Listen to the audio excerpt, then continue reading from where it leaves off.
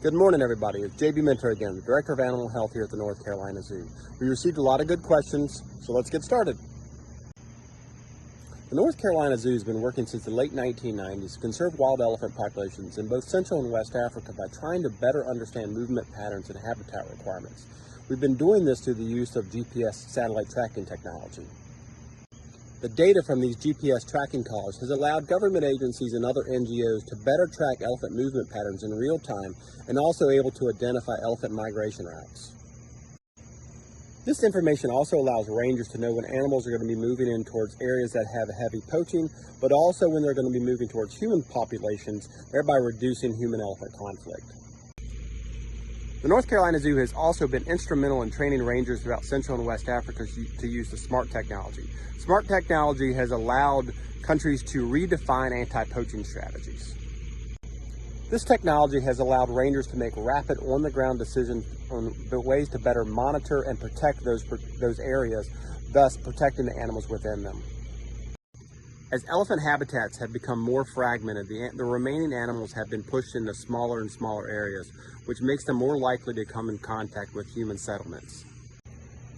These types of encounters can foster resentment against the elephant from the local communities, which oftentimes lead to some negative consequences where these animals are viewed as nuisances and oftentimes killed.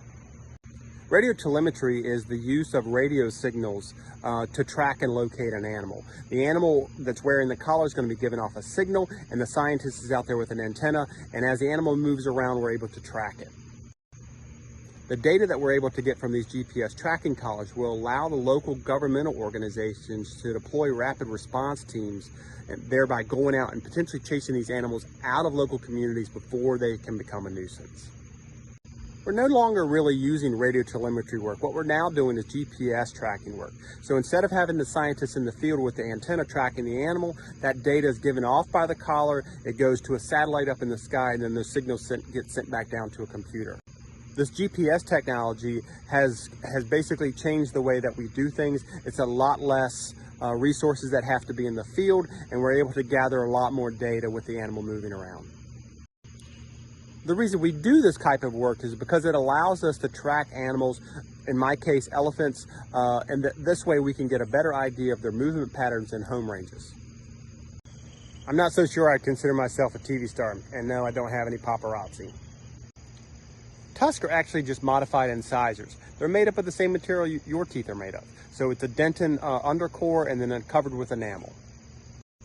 We actually have two animals here at the North Carolina Zoo that have some underlying arthritis. Cesar, our old bull elephant, and then Matira, a younger middle-aged female that was injured when she was younger. Both of those animals are doing really good at this time.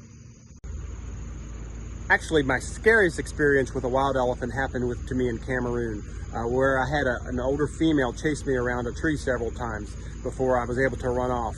That was an experience I will not forget for sure. We actually work the animals here at the North Carolina Zoo under what we call protected contact. So we don't actually go into the enclosure with the animal, but because we have a really good behavioral training program, I'm oftentimes able to get up next to them, palpate them, and touch them. One of the most common animals that I come in contact with while working with wild elephants are insects. A lot of ants, a lot of biting flies and bees, but I have seen and heard wild chimpanzees, heard a few gorilla troops, seen duiker, and a few other things. One of my favorite things about working in the field is knowing that I'm out there helping to conserve an animal that needs a lot of help. The scenery's not bad either. My least favorite thing has got to be the bees. When you come out of the field and you're sitting around camp and you're all hot and sweaty and the bees just start swarming all over top of you, and they just get temperamental when you start swatting them away. That about wraps it up. I want to thank everybody for sending in their questions. I'm sorry I couldn't answer them all, and we look forward to seeing you next time. Thanks. Bye.